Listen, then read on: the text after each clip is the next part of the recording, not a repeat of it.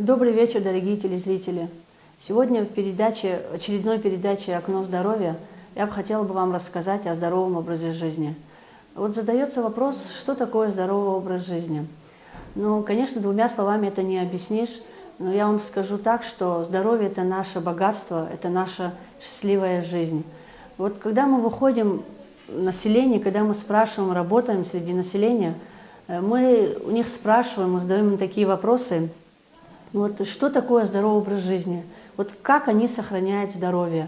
И мы получаем от многих такие ответы, что многие думают, многие говорят, что они иногда употребляют там сырые овощи, фрукты в пищу, иногда принимают витамины в таблетках, иногда ездят в санаторно-курортное лечение, и то не все могут же это себе позволить. Вот этим словом иногда многие думают, что они придерживаются принципов здорового образа жизни. Но это отнюдь не залог здоровья и решения проблем. Вот если подойти со стороны к нашему здоровью, то мы не уверены, что этого здоровья нам хватит до глубокой старости. А вот понятие здорового образа жизни имеет множество важных компонентов, без которых нашу жизнь невозможно называть полноценной, гармоничной, я бы сказала, счастливой, здоровой. Вот каждый человек, каждый человек привыкает к тому образу жизни, который ведет. Даже зная, что это неправильный образ жизни, и отойти от этого и принять здоровый образ жизни, конечно, будет немножко сложновато, потому что тут нужно иметь терпение и сила воли. Вот обратите внимание, мы все хотим быть здоровыми. Если подойти к нашему здоровью, если со стороны посмотреть, мы слишком заняты, мы слишком боязливы, мы слишком даже ленивы, чтобы что-то поменять в своей жизни. А вот эти вредные привычки, и неправильная пища, это курение, алкоголь, но это же все, они связали нашу волю и диктуют свою. Мы же знаем, что от этого только мы получаем вред. Мы знаем, что что плохо это все, но мы тем более сознательно подчиняемся этому процессу. Нас же никто не заставляет. И мы только тогда, когда встречаемся с серьезной болезнью, мы только тогда уже себя укоряем за свои вредные привычки и за эти ошибки тоже. Почему же тогда не изменить свою жизнь?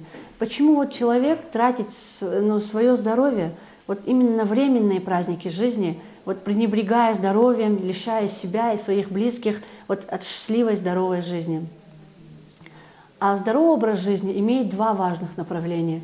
Первое – это гигиена, потому что здоровый образ жизни охватывает все разделы нашей гигиены. Что сюда входит? Сюда входит личная гигиена, общественная гигиена, сюда входит полноценный сон, здоровое питание, воспитание, и также сюда входит спорт, физические упражнения и так далее. А другое важное направление – это пропаганда мероприятий по профилактике болезней и борьбе с ними. Также, дорогие слушатели, заниматься профилактикой намного легче, чем лечением, потому что профилактика – это комплекс мероприятий, направленных для укрепления и сохранения здоровья. Профилактика учит людей, как сохранить здоровье, предупреждает болезнь, борется с болезнью. И нам же здоровыми быть выгодно, мне кажется, и вы тоже, наверное, со мной согласитесь. А наша сегодняшняя жизнь, она стала похожа на гонку. Люди все спешат, стремятся к новым приобретениям, называя именно это шансом жизни. Даже сейчас принято стало даже перекусывать дома, на ходу, на работе. Хорошо организованные эти обеды, ужины в семейном кругу стали в наше время именно сейчас большой редкостью. А перекусывается чем? Всякими бутербродами, чипсы, все в сухомятку, кофе, плюс еще газированные напитки ненужные. И отсюда несварение желудка, вздутие кишечника, изжога и множество других заболеваний. Потому что даже если обратить внимание, простую обычную воду сейчас в наше время пить стало не модно. Почему на смене обычной воде пришли всякие напитки газированные, кока-кола, которые даже не нужно, вот, которые, вот сейчас вот эту кока-колу даже показывают, что по центральному телевидению, наверное, все мы видим, что кока-кола смывает унитаз. Вот эту, после такой рекламы, как можно этот напиток принять, я даже не представляю. Но мы, когда спрашиваем, мы все хотим быть здоровыми, но при этом не хочется ничего делать для этого. Вот почему наша жизнь оценивается так недорого? Почему только после страшных диагнозов у нас вот приходят мысли о здоровом питании, о здоровом образе жизни? Вот потом бывает иногда поздно. Вот чтобы этого поздно не было, вот заранее встаньте на пути здорового образа жизни.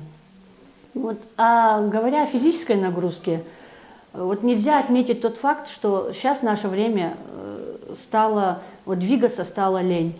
Вот сравнить, если сравнить время, вот сейчас наши дети даже, они ведут малоподвижный образ жизни. Раньше дети бегали, играли, даже лазили по деревьям. Ну, а сейчас их драгоценное время вот, наших детей занимает компьютер, телевизор. Вот отсюда и малоподвижный образ жизни, который приводит к различным заболеваниям. Потому что малоподвижный образ жизни ослабляет функции организма. Ну а если подумать, вот ведь именно физические упражнения, они же дают нам чувство бодрости, дарят хорошее настроение, укрепляют сердце и борются со многими заболеваниями. Есть даже такая поговорка: если не бегаешь, пока здоров, придется побегать, когда заболеешь. Поэтому от физкультуры и здорового образа жизни мы получаем только пользу, а не вред. Поэтому, дорогие друзья, выбирайте здоровый образ жизни и меняйте вашу вредную привычку на хорошую привычку. Ну, конечно, с терпением. Вот эту привычку, которую вы выбрали, вот эту именно хорошую привычку, повторяйте снова и снова, пока она не станет, вот не войдет в образ вашей жизни, не станет образом вашей жизни. И, конечно, я хочу вам пожелать здоровья, дай Аллах всем вам здоровья, и не болейте, чтобы все болезни вас обходили стороной. Будьте здоровы, до свидания.